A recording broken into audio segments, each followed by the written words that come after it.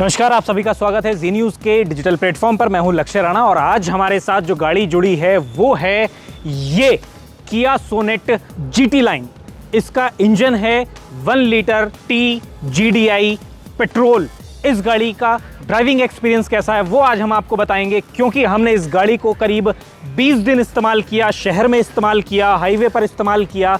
इसका mileage test हमने किया, कितना माइलेज ये गाड़ी देने वाली है या देती है, ये सारी चीज़ें कुछ इसमें इस पूरी वीडियो में हम आपको कोई भी ऐसी बात नहीं बताएंगे जो आपको इसके ब्रोशर में लिखी हुई मिल जाए, जो आपको किया की वेबसाइट पर लिखी हुई मिल जाए। हम सिर्फ आपको वो चीज़ें बताने वाले हैं जो एक ड्राइवर, जो एक कार ओनर गाड़ी को अपने पास रखने और एक उसे इस्तेमाल करने के बाद जो एक्सपीरियंस करता है, वो आज हम इस वीडियो में आपको बताने वाले हैं। तो चलिए सीधे इसकी ड्राइविंग सीट पर चलते हैं और आपको बताते हैं कि आखिर क्या ड्राइविंग एक्सपीरियंस आपको ये गाड़ी देने वाली है। ड्राइविंग सीट पर जैसे ही आप बैठेंगे आपको बिल्कुल महसूस ऐसा होगा जैसे आप काफ़ी एक बड़ी एसयूवी, एक प्रीमियम और स्पोर्टी एसयूवी में बैठे हुए हैं। ये एक अच्छी चीज़ है। थोड़ा आप अगर इसकी सीट को और ऊपर करके, थोड़ा ऊपर एडजस्टमेंट करके बैठते हैं तो और ज़्यादा आपको कमांडिंग पोजीशन वाली वो फील इसमें मिलेगी। हालांकि व्यू की अगर हम बात कर लें तो आगे वाला जो बोनेट का जो बिल्कुल फ्रंट एज है वो नज़र आपको कितनी भी ऊपर बैठ जाइए वो नज़र नहीं आने वाली है।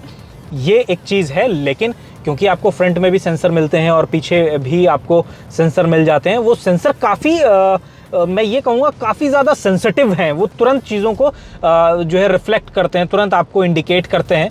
तो वो एक अच्छी चीज़ है। तो अगर आप बम्पर टू बम्पर ट्रैफिक में चल रहे हैं तो वहाँ आपको कोई ज़्यादा इशू होने वाला नहीं है। भले ही आपको फ्रंट एज बम्पर की, फ्रंट वाला बम्पर या फ्रंट बोनेट की एज जो है वो ना दिखाई दे।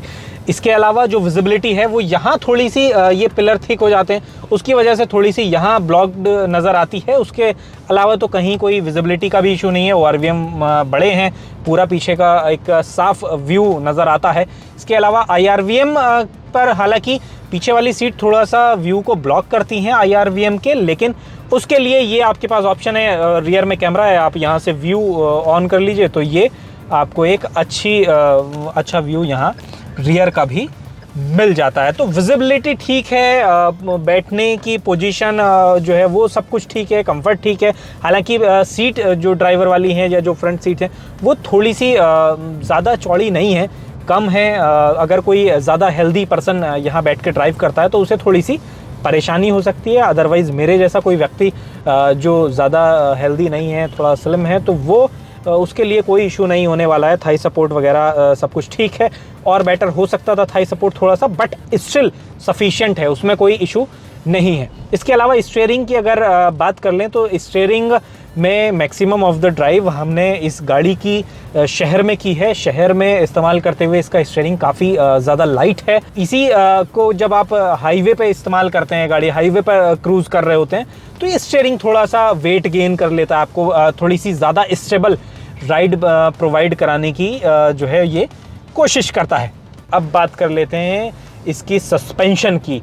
सस्पेंशन काफ़ी स्टिफ है, तो आप जो छोटे छोटे पैचेस, गड्ढे आ जाते हैं कभी कभी सड़क पे, वहाँ से जब आप निकलेंगे तो वहाँ आपको इसकी सस्पेंशन थोड़ा सा आवाज़ करेंगी। वहीं अगर आप इसके राइवल्स जो मान लीजिए मारुति सुजुकी ब्रेज़ा है, उसकी सस्पेंशन इससे ज़्यादा थोड़ी सॉफ्ट रहती हैं, वो आवाज़ कम करती हैं। इंडियन रोड्स के जो है अनुकूल उन्हें ट्यून किया गया है, तो वो एक ज़्यादा बेहतर रहती है। लेकिन जब आप फिर से हाईवे पे इस्तेमाल करते हैं तो आपको ये वाली जो इसमें सस्पेंशन दी गई हैं वो सस्पेंशंस ज़्यादा जो है आपको सुटेबल लगती हैं, क्योंकि वो आपको बिल्कुल एक स्टेबल राइड जो है उसका एक्सपीरियंस देती हैं।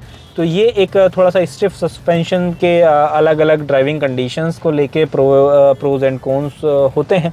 Engine sufficient amount of power generate करता है, 120 PS की पावर मैक्सिमम जनरेट कर सकता है इसका इंजन। ये जिस गाड़ी में हम अभी बैठे हैं, जिसे हम चला रहे हैं, वो 1 लीटर TGDI पेट्रोल वर्जन है गाड़ी का, GT लाइन है ये।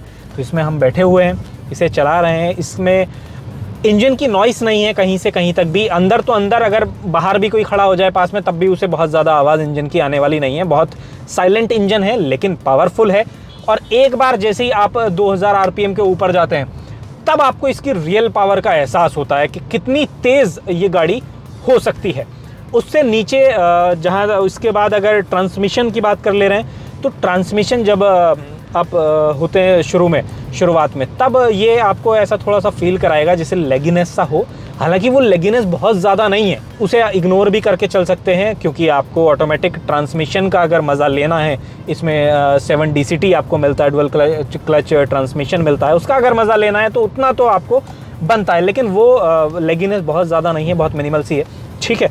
लेकिन जैसे ही आप चौथे गियर से ऊपर फिर निकल जाते हैं, तब वो लेगीनेस आपको कहीं फील नहीं होती। असली पावर गाड़ी की तभी जो है वो जनरेट होके आती है। जब आप मान लीजिए अभी बिल्कुल ये हम अभी इस टाइम तीसरे गियर में हैं, यहाँ से जब आप तेज़ क्रूज़ करना चाहेंगे तो जैसे जैसे गियर शिफ्ट होंगे आपको तुरंत पता चलेगा कि गियर शिफ्ट हो रहे हैं, थोड़ा लेगीनेस सा फील होगा। लेकिन उसके बावजूद मुझे ऐसा लगता है कि वो उतना भी ज़्यादा नहीं है जो आपको प्रॉब्लम क्रिएट करे। इसके अलावा माइलेज अगर बात कर लें तो माइलेज शहर में ये गाड़ी आपको करीब 10 से 11 का माइलेज दे सकती है। हमें फ़िलहाल जो इस टाइम दिखा रहा है वो माइलेज 9 किलोमीटर प्रति लीटर का माइलेज दिखा रहा है। ये बीच बीच में 10 और 11 तक भी गया है, लेकिन क्योंकि अलग अलग ट्रैफिक के अकॉर्डिंग जो है माइलेज ऊपर नीचे हो सकता है। अभी देखिए थोड़ा सा फिर बढ़ा है, तो ऐसा कुछ है। माइलेज आपको शहर में 10, 11, 12 तक भी ये दे सकती है, और हाईवे पे हमने जितना इस्तेमाल किया है तो उसमें करीब आपको 15 से 17 का जो है माइलेज वो इसमें गाड़ी में ये दे सकती है। ये है। इसके अलावा इंजन की नॉइस अंदर तो नहीं आती। नॉइस अंदर किस चीज़ की ज़्यादा रहती है? इसके AC वेंट्स की। AC का जो फ्लो है वो उसे आप काफ़ी तेज़ मान सकते हैं, इस वजह से आवाज़ हो या वो करता ही है। वो आवाज़ आपको कहीं ना कहीं थोड़ा सा इरिटेट कर सकती है।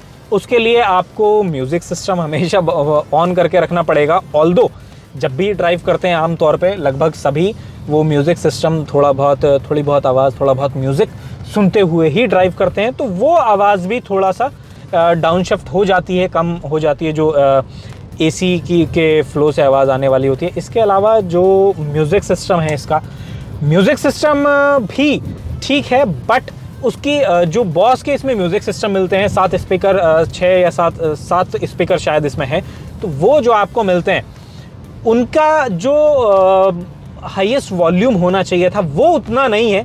अगर मैं आपको अभी फ़िलहाल सुनवा नहीं सकता, यूट्यूब पे जो है स्ट्राइक आने का थोड़ा सा म्यूज़िक पे इशू रहता है, बट स्टिल आप यकीन कर सकते हैं कि अगर आप इसका फुल वॉल्यूम भी कर देते हैं वो भी इतना तेज़, इतनी ज़्यादा लाउड आवाज़ नहीं है जितनी होनी चाहिए थी।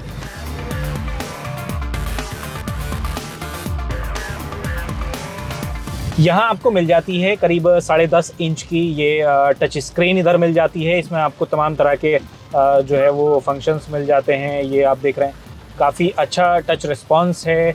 इधर साउंड के लिए आपको मिल जाता है, इधर ये व्हीकल से कनेक्ट नेविगेशन से जुड़े हुए, इधर ये डिस्प्ले से जुड़े हुए आपको इधर फीचर्स मिल जाते हैं, कम डिमिंग, ब्राइटनेस और ये सारी चीज़ें एडजस्ट आप यहाँ से कर सकते हैं।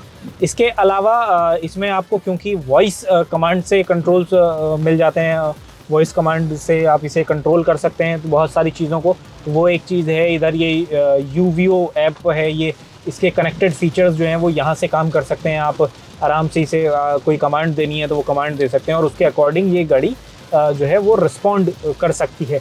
ये एक चीज़ इधर मिल जाती है आपको। उसके अलावा ये जो आप बटन्स देख रहे हैं, आपको बिल्कुल एक स्पोर्टीनेस वाली जो फील है वो स्पोर्टीनेस फील इसमें बिल्कुल मिलती है। 101% आप बिल्कुल ऐसा महसूस करते हैं जैसे कोई स्पोर्टी गाड़ी के अंदर बैठे हुए हैं। बहुत ज़्यादा फिट एंड फिनिश, बहुत एकदम प्रीमियम लेवल की यहाँ है। यहाँ आप ये देख रहे हैं, ये थोड़ा सा टेक्सचर जैसा काइंड ऑफ इधर आपको मिल जाती हैं। उसके अलावा नीचे ये वेंटिलेटेड सीट के कंट्रोल हैं, ये रियर व्यू आप यहाँ से ले सकते हैं। ये ड्राइव मोड्स के हैं, यहाँ जैसे क्लिक करेंगे उधर देखिए आप ये ड्राइव मोड आ गए, इको, नॉर्मल, स्पोर्ट। तो अगर आप आमतौर पे शहर में इस्तेमाल कर रहे हैं तो आप नॉर्मल स्पोर्ट मोड में चलाइए, बेहतर है।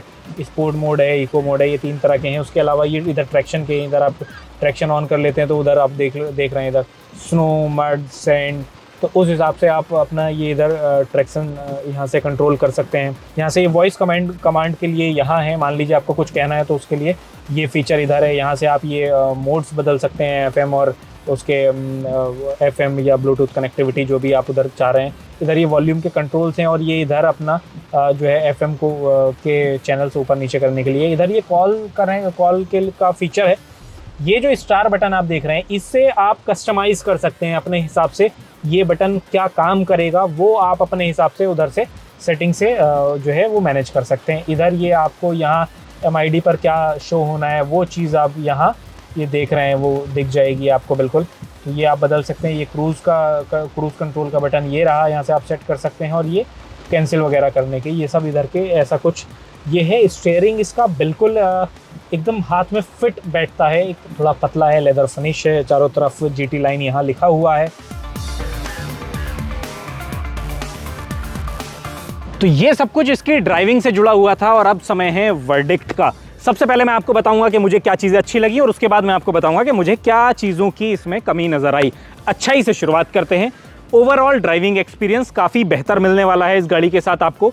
जो विजिबिलिटी है, विजिबिलिटी काफ़ी बेहतर है। ऑल्दो IRVM का जो व्यू है वो थोड़ा सा ब्लॉक होता है पीछे वाली सीटों की वजह से, बट स्टिल क्योंकि आपको इसमें रियर में कैमरा मिल जाता है तो वो आपका उस चीज़ को मैनेज कर लेता है। ये एक चीज़ हो गई। इसके अलावा इंजन काफ़ी साइलेंट है। इंजन की आवाज़ केबिन तक नहीं आती है।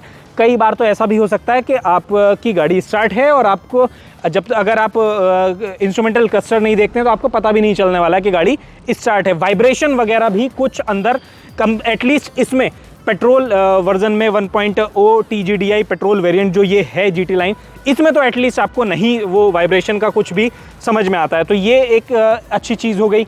इसके अलावा अब और क्या अच्छी चीज़ें हैं, लाइट वेट स्टीयरिंग है अगर आप शहर में इस्तेमाल कर रहे हैं तो। और अगर आप गाड़ी को लेके जाते हैं हाईवे पे तो वहाँ आपको ऐसा लगता है जैसे स्टीयरिंग ने थोड़ा सा वेट गेन कर लिया है और वो आपको स्टेबल एक ओवरऑल ड्राइविंग एक्सपीरियंस वो देता है। ये एक अच्छी चीज़ है। अब आ जाते हैं ठीक कि बुराइयाँ क्या हैं। सबसे पहले शुरुआत करते हैं स्टीयरिंग से। स्टीयरिंग में आपको टेलीस्कोपिक एडजस्टमेंट नहीं मिलता, तो आप उसे आगे पीछे एडजस्ट नहीं कर सकते, ऊपर नीचे का एडजस्टमेंट आपको मिल जाता है। ये एक चीज़। IRVM का व्यू हमने आपको बताया, वो एक थोड़ा सा इशू रहने वाला है। उसके अलावा जो हमने इसे बारिश में काफ़ी इस्तेमाल किया। बारिश में इसके ऊपर जो बारिश की बूंदें गिर रही थी उनकी साउंड काफ़ी ज़्यादा केबिन के अंदर पहुंच रही थी, वो एक चीज़ है। इसके अलावा अगर AC का फ्लो काफ़ी तेज़ रहता है, शायद इसी वजह से उसकी आवाज़ ज़्यादा जो है वो अंदर केबिन में आती है, वो आपको कभी कभी इरिटेट कर सकता है, बट स्टिल वो भी कम हो जाएगा अगर आपकी AC का फ्लो आप कम रखते हैं तो। ये सब कुछ रहने वाला है। अब गाड़ी आपको ख़रीदनी है या नहीं ये आपकी कॉल है। क्या एक्सपीरियंस आपको मिलेगा अगर आप गाड़ी खरीदेंगे वो हमने आपको पूरा बता दिया है। अगर आपको ये हमारा वीडियो अच्छा लगा हो तो हमारे साथ आगे भी जुड़े रहिए। हम आपके लिए और भी बहुत सारा इंटरेस्टिंग कंटेंट भविष्य में लेके आने वाले हैं।